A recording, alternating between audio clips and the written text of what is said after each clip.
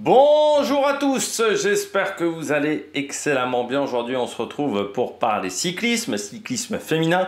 Présentation de la première étape du Tour de France femmes, étape qui se déroule entre Rotterdam et La Haye. Alors, on parlera bien entendu du parcours, on parlera également de la liste de départ qui n'est pas encore totalement définitive. À l'heure où j'enregistre sa vidéo, il est 15h36, nous sommes le dimanche 11 août. La veille donc du départ de ce Tour de France femmes.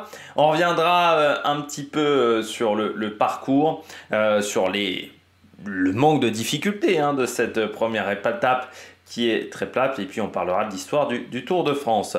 N'hésitez pas à vous abonner à la chaîne, à réagir dans les commentaires, à mettre un pouce bleu, à partager la vidéo sur les réseaux sociaux, notamment auprès de vos proches, si vous pensez que ça peut les intéresser. Dans les commentaires, n'hésitez pas à me dire qui sont vos favorites pour cette étape, quelle est votre grosse cote. Quand vous vous abonnez à la chaîne, vous pouvez rajouter la petite cloche, comme ça vous êtes au courant des dernières vidéos qui sortent sur la chaîne. N'hésitez pas non plus à avoir les différentes playlists, la playlist Tour de France, la playlist des Jeux Olympiques également, avec les différentes vidéos longues si vous en avez raté quelques-unes.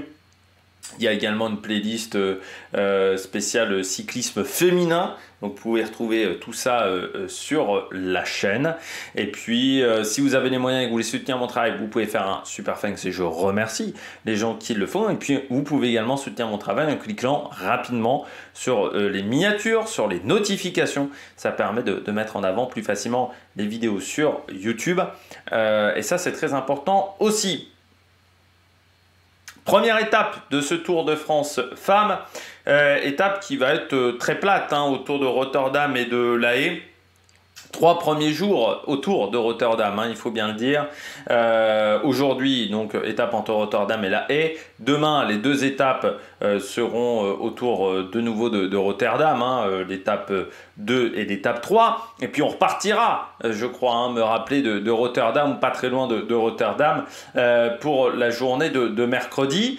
Bon, un parcours qui est très plat, les Pays-Bas, faut savoir qu'il n'y a que le sud des Pays-Bas où vous avez quelques difficultés, pour l'Amstel Gold Race notamment, et que en dehors de ces difficultés-là, c'est vrai que pour le reste, c'est un petit peu calme. On va pas se mentir. Alors, bien entendu, vous avez le vent qui est toujours présent aux Pays-Bas, mais on est quand même au mois d'août, juillet, août, c'est des périodes où on peut avoir du mal à avoir du vent. Et donc, on mise seulement sur les coups de bordure. Alors, on aura certainement du monde sur le bord de la route, parce que les Pays-Bas sont une terre de cyclisme et surtout une terre de cyclisme féminin. Mais bon, ce Tour de France femmes, on en avait parlé lors de la présentation de la course. Vous pouvez revoir la vidéo que j'avais faite à ce moment-là. J'étais pas vraiment fan de ce parcours. Eh bien, je suis toujours pas fan de ce parcours et cette première étape... on risque un petit peu de s'ennuyer sur les 120 km du parcours. Dénivelé positif, 158 mètres seulement sur 123 km, donc c'est extrêmement faible. 6e au niveau du classement des étapes les plus dures, et puis 1 point en classement de la montagne avec une côte de 4e catégorie, mais qui n'est en fait pas une côte. C'était vraiment pour mettre 1 point de la montagne, puisque très clairement c'est même pas un faux plat montant, c'est tout plat, vraiment tout plat aujourd'hui. Allez, on regarde tout de suite la présentation de la liste de départ. Avant de démarrer avec la présentation du parcours, on va faire une présentation des équipes au départ. Alors, avec une liste de départ qui n'est pas encore définitive, il est 15h13. Bon, c'est atypique cette année le Tour de France Femmes, cette étape, parce que c'est pas 8, la journée de mardi c'est 2 demi-étapes. Avec des annonces de coureuses qui se font très tardivement avec les Jeux Olympiques, donc c'est quand même très particulier comme format. Mais ça nous prépare peut-être à un Tour de France hommes en 2028 qui sera dans la même situation. Parce que je rappelle que les Jeux Olympiques d'été de Los Angeles sont prévus pour le moment entre le 14 et le 28 juillet, ce qui va poser un problème pour le Tour de France hommes, parce qu'on est en plein dans les dates et qu'on ne pourra pas décaler de 2 semaines le départ du Tour de France hommes. Donc il va falloir trouver des solutions du côté du calendrier en 2028 si ces dates sont conservées. Bon, parmi les équipes au départ, on a NG Endurance Soudal qui part avec Benito, avec Gigante, avec Pinart, avec Ilse Plumers, mais pas avec HT Moolman, qui décide de faire l'impasse, la sud-africaine. Du côté de Arkea, on vient avec Skiban Fouquenet ou encore Michaela Drummond, Falin. Donc on vient avec la grosse équipe, même si ça risque d'être quand même compliqué pour Arkea sur cette compétition. Canyon vient avec Neviadoma, qui aura peut-être une belle chance d'aller chercher la victoire. Il y aura match avec également Chloé Dygert, pourquoi pas, pour aller chercher quelques petits résultats sur les sprints du côté de Chloé Dygert. Ça ne sera pas facile après les Jeux Olympiques. Il y a aussi des filles qui repartent après des Jeux Olympiques, parfois couronnées de succès, comme ça a été le cas pour Chloé Dygert. On aura aussi Soraya Paladin du côté de la Serratisi. On part avec Marta Lar, toujours là, la polonaise. Et puis Cédrine Kerbaol, Nina Berton, également la luxembourgeoise. Kerbaol qui essaiera d'être dans le top 10 du général après avoir été déçue de ne pas avoir été sélectionnée, comme Evita Music. Ce sont les deux qui n'ont pas été sélectionnés et qui peuvent être un peu déçus de ce choix du sélectionneur. Donc du côté de la Serratisi, je pense que les deux auront envie de se montrer. Du côté de la Cofidis, Victoire Berthaud, qui n'a pas pu défendre correctement ses chances sur les Jeux Olympiques. La sprinteuse qui sera là avec Sarah Roy, Talbot, Anna Ludwig. Faudra voir encore une fois, je pense Victoire Berthaud, je pense Chloé Dygert, toutes ces filles là qui ont eu des Jeux Olympiques parfois où elles ont concouru à 2-3 jours de la fin des compétitions, comment elles vont arriver sur ce tour, en sachant que c'était peut-être un objectif après coup. Donc il faudra voir, ça va peut-être être compliqué pour toutes ces jeunes filles-là. On n'est pas habitué, parce que chez les garçons, c'est plutôt l'inverse. Les Jeux permettent parfois de préparer... le Tour de France permet parfois de préparer les Jeux. Là, c'est vrai que c'est totalement différent chez les filles. Alison Jackson du côté de la Canadienne et du côté de EF, avec également Noémie Rugg, il faudra faire attention à elle, et Kim Katzo, avec également la championne olympique sur route, Kristen Faulkner, qui a également remporté le titre de la poursuite par équipe. Donc là aussi, il faudra voir comment elle a récupéré de cette course. La FDJ, ça sera Coralie Demey avec Evita Music, Cécile Ludwig, Grace Brown, la championne olympique du contre-la-montre, Léa Curigné et Amber Crack. Du côté de la FDJ Suez, une belle équipe. Du côté de la FDJ Suez, à part Marta Cavalli, on a emmené tout le monde. Du côté de la Phoenix de Conan, Puck Peters, qui était présente du côté du VTT avec Julie de Villedeux, et Christina Schweinberger, qui elle était présente du côté du contre-la-montre, l'Autrichienne. Human Powered Earth, avec Audrey Cordorago, qui était présente sur les Jeux Olympiques à la fois sur le chrono et sur la course en ligne. On aura également l'Allemande Ronnie Kasper, toujours là. Et puis il y aura Lydie Williams, elle aussi titrée sur la piste du côté de cette poursuite par équipe. Donc il faudra voir elle aussi comment la récupérer. La Laboral Kucha Fondation de Skadi, une fille dont on parle assez peu. Anne Santesteban, ancienne de la Jaico Alula. Il faudra s'en méfier de l'Espagnol qui pourrait être très performante sur les 3-4 derniers jours de course. On aura également Tonetti Blanco ou encore Deborah Silvestri. Lidl Trek, pas d'Elisa Longo Borghini qui est tombée à l'entraînement, donc il faut faire avec Gaia Realini, la jeune italienne. Il y aura également Elisa Balsamo, Hélène Van Dyke ou encore Cheyenne Vandenroy. Gaia Realini pour la montagne, Balsamo pour les sprints. Il faudra voir comment la jeune italienne arrive à s'en sortir. Du côté de la Alula Jaico, Mavi Garcia, toujours là. Mavi Garcia, elle visera un top 10, mais c'est quand même de plus en plus compliqué pour Mavi Garcia. Amber Pett également au départ, avec Ruby Roseman Gagnon également du côté de la Live. La Lotto Destiny, on part avec Talita de Jong et Vilma Antila. Du côté de cette équipe, il faudra se méfier quand même de Talita de Jong qui a une bonne pointe de vitesse. Du côté de la Movistar, Liane Lippert, ça risque d'être compliqué désormais pour la Movistar, qui a été assez discrète, il faut bien le dire, en ce début de saison. Pas de Aude de Bianic au départ, mais on aura Emma Deusgaard, Florier Mackay, également la néerlandaise, et Sarah Martin, l'espagnole qu'on avait vu notamment sur la Vuelta féminine. Du côté de l'équipe Roland, On aura Dromova et Christoforou dans cette équipe avec Maggie Collister qui a fait également la piste. Je crois qu'elle était... Alors faut se méfier quand même Collister parce qu'elle fait le trajet pendant la nuit. Parce que pour moi Collister était sur l'Omium. Il y a des filles comme ça qui vont faire le trajet pendant la nuit. Je ne sais pas, mais dans quelles conditions physiques elle va arriver, ça c'est pas forcément l'idéal. Et puis Winkels, la néerlandaise. Du côté de la Saint-Michel, Mavic Aubert 93. On part avec les petites jeunes. Moi j'attends de voir Dixtine Marmont, Marion Bunal également, voir ce que ça va donner. Avec Célia Lemouel, Victorie Gudman. Il y a une belle équipe du côté de la Saint-Michel, Mavic Aubert 93. Bon, Tashkent, on va pas en parler. Je rappelle que Tashkent a obtenu la possibilité d'aller sur ces courses-là à cause du système de points de l'UCI qui a fait que les championnats d'Ouzbékistan ont rapporté beaucoup plus de points que ça aurait dû. Et on se retrouve donc avec Tashkent au Tour de France, une équipe qui aura peut-être du mal à finir avec une concurrente à l'arrivée. Faut se mettre ça en tête. Du côté de la DSM, Juliette Labousse, Charlotte Koll au départ avec Raquel Barbieri, Pfeiffer Gorgin, belle équipe. Plus tourné autour du sprint. Du côté de Charlotte Koll avec Juliette Labousse, le maillot de championne de France, même s'il n'y a pas une équipe solide autour d'elle, faudra voir ce que ça va donner pour la championne de France en titre. Et puis la SD Works avec Lorena Vibes, Demi Vollering au départ, Nim Fischer Black et Bianca Vass, Micha Bredevol. Enfin là on est sur une grosse structure du côté de la SD Works. Et puis la Visma Lease Bike avec Marianne Vos qui sera là, Ryan Marcus pour le général, avec également Anna Anderson du côté de cette équipe.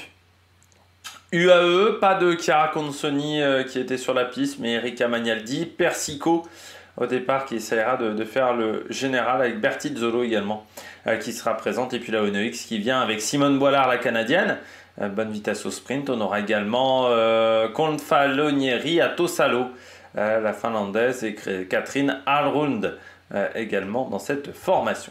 On regarde à la présentation de l'étape du jour. C'est, comme je le disais un petit peu en préparation, c'est tout plat. Pas grand chose à se mettre sous la dent. On est aux Pays-Bas, donc de toute manière, à part pour l'Amstel, c'est très compliqué de trouver des bosses aux Pays-Bas. Là, on est un peu plus au nord, donc ça devient compliqué. Avec une côte qui en fait n'est pas du tout une côte. Le Maderstadtunnel qui sera pris lors du deuxième passage dans ce tunnel, mais c'est absolument pas une bosse. Il faut arrêter de déconner. Ça sera à mi-journée, pardon.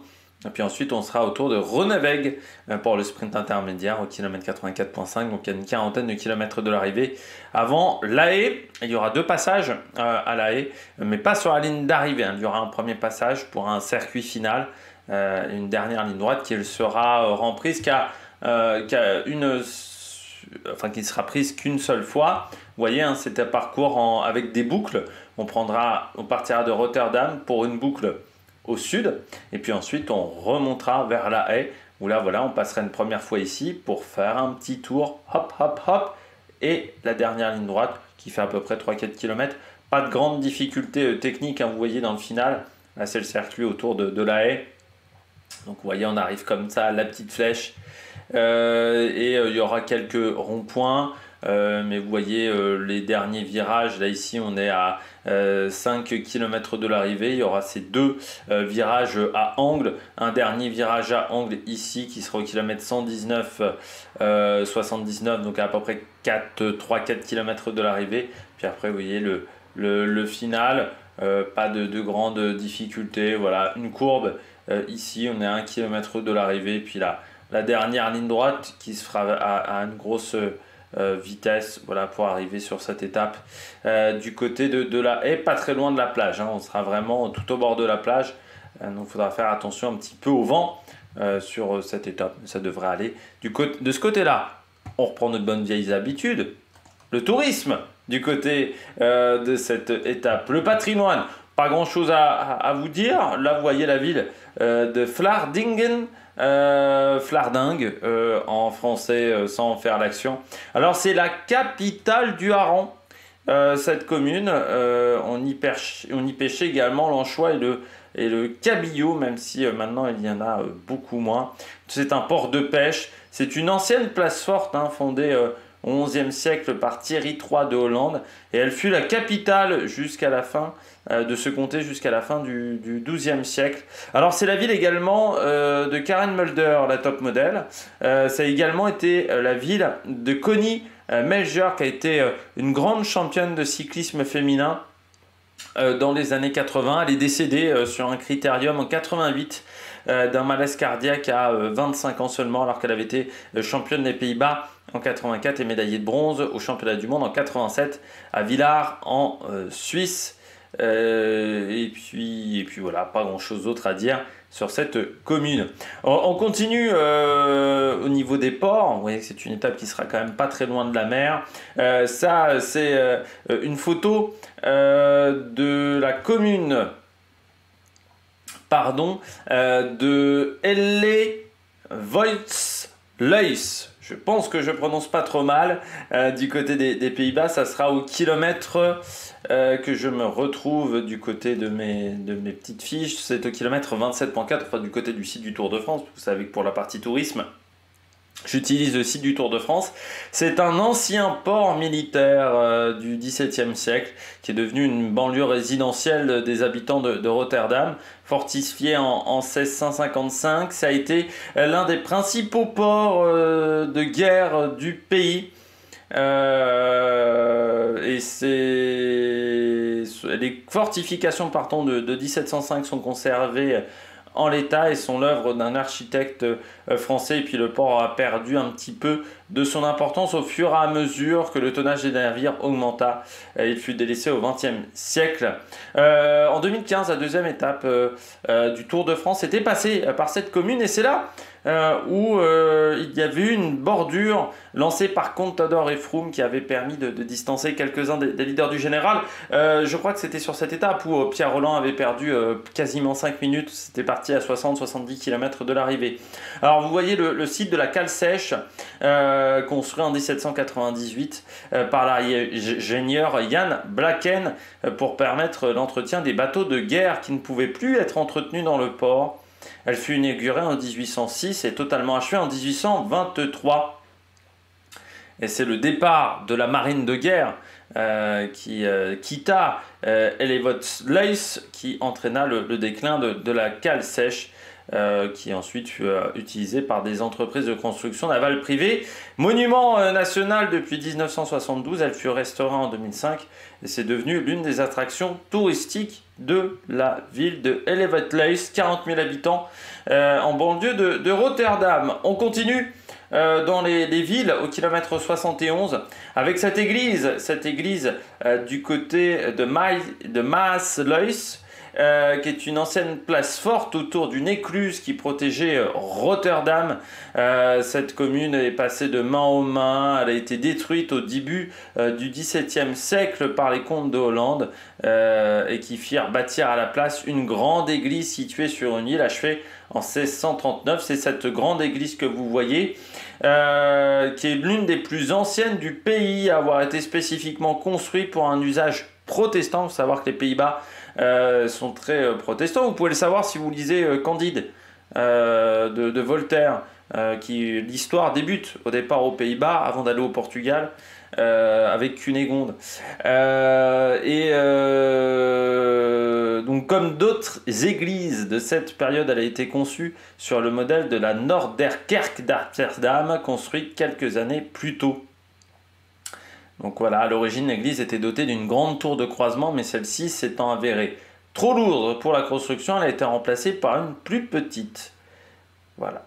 Et l'orgue a été construit par Rudolf Garels. Voilà. Et il est le don d'un riche habitant de la commune qui était trésorier de pêche, la pêche qui était importante dans la région. Et puis on arrive à La Haye. La Haye, la ville d'arrivée, avec le musée Eschker. Eschker, en fait, est spécialiste des illusions d'optique. Voilà, c'est Maurits Cornelis Echter, Le musée qui a ouvert en 2002, qui est abrité dans un ancien palais royal datant du XVIIIe siècle et qui a été même palais royal entre 1896 et 1934 par la reine-mère Emma. Et en fait, c'est la reine Béatrix qui a déplacé, qui n'a pu utiliser ce bâtiment-là. Elle est partie dans un autre bâtiment qu'on verra un petit peu plus tard, dans un autre palais. C'est à partir de ce moment-là qu'on s'est dit, bah tiens, qu'est-ce qu'on peut faire de ce palais? Et donc, on a décidé de le transformer en musée Esquerre. Alors, il est très connu pour la fameuse chambre Esquerre. C'est une chambre où les adultes paraissent plus petits que leurs enfants. Voilà, avec les illusions optiques. Et donc, vous avez d'autres de ces travaux que vous pouvez voir sur les 3 étages de ce bâtiment. On poursuit du côté de la Haye avec d'autres particularités. On a le Binnenhof. Le Binnenhof, c'est donc alors c'est un bâtiment très important pour la vie politique hollandaise. Vous avez à l'intérieur les 2 chambres du Parlement, les bureaux du Premier ministre, la bibliothèque parlementaire, le ministère des Affaires générales. Donc c'est un lieu important, La Haye. On parle toujours de Amsterdam, de Rotterdam, mais La Haye, avec aussi le tribunal international, c'est un lieu, c'est peut-être la ville la plus importante au final des Pays-Bas, devant Amsterdam, devant Rotterdam. Et donc ce Binnenhof montre l'importance de cette commune. Et puis le palais Noordeinde 2, on parlait de palais de la reine, c'est ici que les travaux de restauration ont débuté. Alors c'est un bâtiment qui date de 1533, cédé en 1609 à la maison d'Orange-Nassau. Frédéric-Henri de Nassau qui fait procéder à des travaux en 1640. Pendant la Révolution, les Français confisquent le palais et le donnent à la nation batave. Il est depuis administré par l'État entre 1795 et 1798. La vieille cour abrite la légation française avant de devenir le siège du gouvernement de celui-ci jusqu'en 1805. Les Français sont chassés en 1813 et Guillaume Ier des Pays-Bas fait restaurer le palais et s'y installe en 1817. Le problème, c'est que ce bâtiment est ravagé par un incendie en 1848. On va faire des travaux de restauration à partir de 1916 et à partir de 1984, fin des travaux de restauration, eh bien, c'est le lieu de travail de la reine Béatrice, intronisée 4 ans auparavant. Les jardins, la bibliothèque et les archives du palais sont ouverts au public et c'est le palais de travail des rois du Pays-Bas. Il est également connu sous le nom de Het Oude Hof, la vieille cour. Voilà, parce que vous avez le Binnenhof qui est plutôt qui est la cour intérieure. Voilà, dans les noms en néerlandais. Et puis on termine toujours par le petit côté nourriture, hein, le petit côté tourisme culinaire. Et donc là, on va parler des pepernoten. Alors, ce sont des petits biscuits épicés hollandais consommés traditionnellement durant les fêtes de fin d'année aux Pays-Bas. Alors ils sont parfumés au miel, au sirop de sucre de canne ou d'érable. Et puis on met des épices à l'intérieur. Il faut savoir que les Pays-Bas, comme le Danemark, également la Norvège, il y a beaucoup d'épices à l'intérieur de la nourriture. Bien entendu la cannelle, la muscade, mais aussi la cardamone ou le gingembre, qui sont très utilisés également dans les biscuits. Alors en néerlandais, pepernoten, qui peut se traduire par noix aux pauvres, en référence à leur goût épicé et à leur taille pas plus grande qu'une noix. Voilà.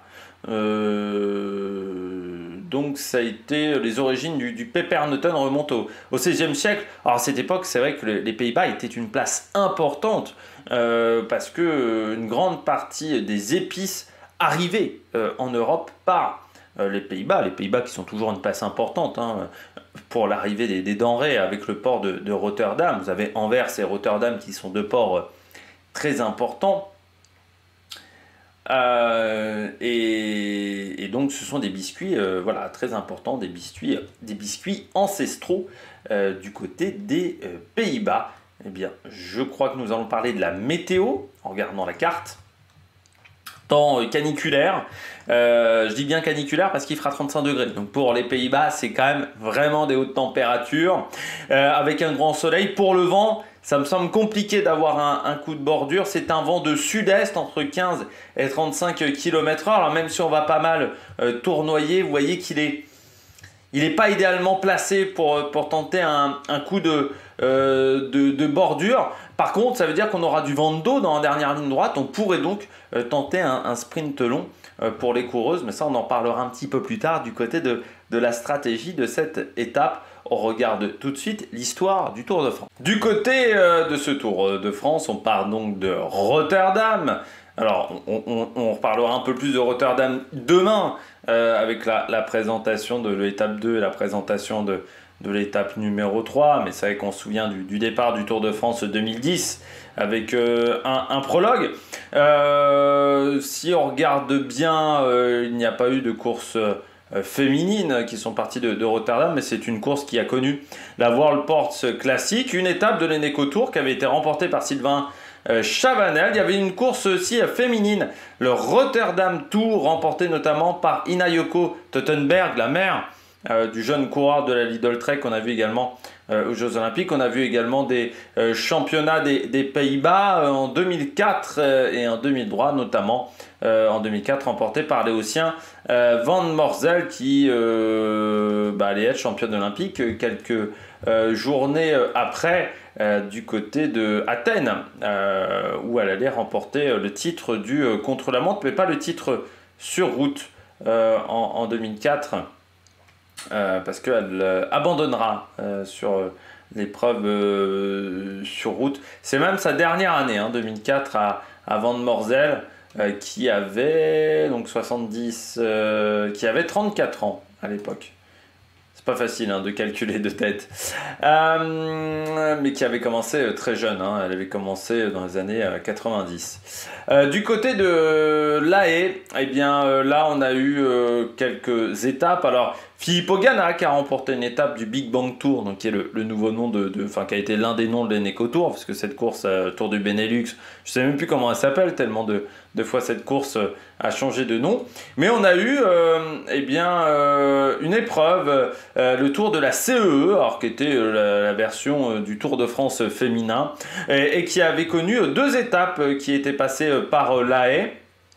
La première, c'était la 10e étape de cette édition, remportée par Angela Ranst devant Salisac, Léotien Van Morsel et Marion Cligné, qui était une coureuse française très talentueuse, qui a arrêté sa carrière également en 2004, qui a eu également des postes, qui a toujours des postes de directeur, de directrice sportive. Marion Cligné, voilà, qui avait remporté le Chrono des Nations, qui avait été championne de France également dans les années 90-2000. Et puis il y avait la dernière étape qui était un contre-la-montre autour de l'année de l'A Haye, remporté par Léotien Van Morsel devant Marion Cligné et Cécile Audin. Van Morsel qui avait fini deuxième du général derrière Astrid Schopp, mais qui avait perdu Astrid Schopp beaucoup de temps sur ce contre-la-montre. La première française, c'était Catherine Marsal, qui avait fini quatrième. Voilà, là aussi une coureuse française de talent dans les années 90-90. Voilà, du côté de la française. On poursuit avec le cycliste du jour, et aujourd'hui on parle d'un coureur qui est né à l'A Haye, coureur néerlandais passé par la Rabobank. C'est Michael Bogart. Michael Bogart qui a la particularité, comme beaucoup de coureurs de la Rabobank des années 2000, d'avoir été pris par la patrouille après coup. Parce que eux, il n'y avait pas prescription, ce qui était le cas pour Björn Riis. Il y avait des petites anomalies, mais donc eux ont perdu des résultats, mais que sur 2 ans, alors qu'ils avaient avoué s'être dopés pendant toute leur carrière à la Rabobank. Il faut savoir que la Rabobank, c'était du dopage institutionnalisé. Il n'y avait pas que l'US Postal qui était dans cette situation-là. Hein. Du côté de la Rabobank, tous les coureurs de la Rabobank dans les années 90-2000 se sont dopés. Et c'est pour ça qu'on en a vu quelques-uns comme Levi Leipheimer passer de l'US Postal à la Rabobank, parce que c'était une équipe où le dopage était très présent. Je rappelle que l'un des coureurs à la fin des années 90 qui était dans cette équipe, c'est Johan Brunel, manager ensuite de Lance Armstrong. Coureur donc, qui a fait énormément de places d'honneur sur l'Amstel, 7 podiums, mais sans jamais gagner. Il a 19 victoires à son palmarès. Il faut savoir que son palmarès, donc jusqu'en 2005, donc notamment des victoires sur Paris-Nice, l'Amstel. 2 étapes également du Tour de France, champion des Pays-Bas à 2 reprises. Vainqueur de Paris-Nice. C'était en 1999. Alors vainqueur de Paris-Nice sans avoir gagné d'étape. Ça, c'est une petite particularité. Il avait gagné l'Amstel, parce que je dis qu'il a fait des podiums. Non, il a gagné l'Amstel en 99. C'était sa grande année 99. Parce qu'il sera également vainqueur du Tour d'Émilie, du Grand Prix Buno Beghelli, 5e de la Flèche Wallonne. Et puis voilà, à partir de 2002-2003, les résultats deviennent un peu moins forts. Pour le néerlandais, j'irais souvent placé, rarement gagnant. Michael Bogart, j'ai ce souvenir-là d'avoir un coureur qui était toujours placé dans les courses, mais qui était rarement gagnant. Hein, souvent sur le podium, mais rarement gagnant. Voilà pour le néerlandais, 23 victoires quand même hein, dans sa carrière, notamment la Flèche Brabançonne, la Semaine catalane, donc l'Amstel également. Dans ses grands résultats, mais souvent deuxième, voilà, de Liège, de l'Amstel également, ce qui lui est arrivé à 2 reprises sur Liège, Bastogne-Liège, voilà pour le coureur néerlandais. C'est sûr qu'on est sur un territoire où pas mal de garçons sont passés par la Rabobank. En termes de stratégie, je pense pas qu'on aura des coups de bordure, mais il faut quand même toujours se méfier, même si j'ai l'impression que le vent vient pas vraiment de la mer, vient plutôt des terres. Ça, c'est plutôt intéressant parce que ça veut dire que le différentiel de vitesse sera peut-être plus faible entre les prévisions et la réalité que si on avait eu un vent qui venait de la mer. Ça sera un sprint vent d'eau, donc c'est-à-dire qu'il faudra être quand même bien positionné dans les derniers kilomètres parce que ça risque de s'étirer pas mal dans les 2-3 derniers kilomètres au niveau du dernier virage. Et puis après, ça veut dire qu'on peut être dans une situation vent d'eau, donc peut-être essayer de tenter de faire un sprint long. Ça peut peut-être marcher dans ce genre de situation, surtout que ça pourrait être une étape assez étonnante au niveau du sprint, au niveau de la physionomie de course, parce qu'on n'a pas couru depuis longtemps chez les filles. Hein. Le Giro, c'était début juillet. Il y a eu le Tour de Belgique également, mais il n'y a quasiment pas eu de course depuis début juillet, depuis la fin du Giro. Donc il va falloir être en capacité de remettre la machine en route, ce qui ne va pas être forcément évident après les Jeux Olympiques pour pas mal de jeunes filles.